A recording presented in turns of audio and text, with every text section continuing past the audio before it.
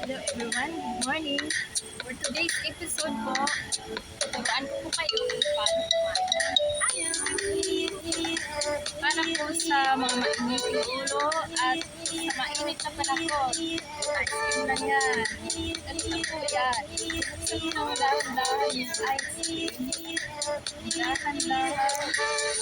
Dahan-dahan minsan. Ice cream. Ganito po yan. Sarap. Dahan-dahan pa pagkain. Wala na yung init na buho mo. Mare-refresh ka pa.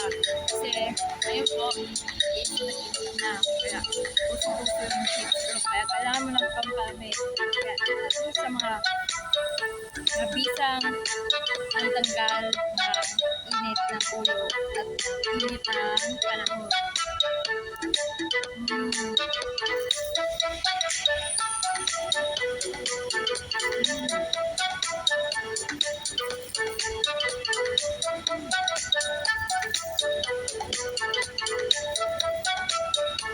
Sabi, ang sabo.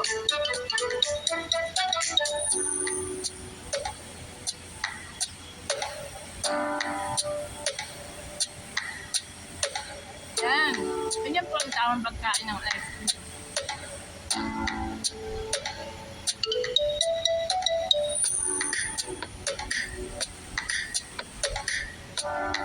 Thanks for watching, guys.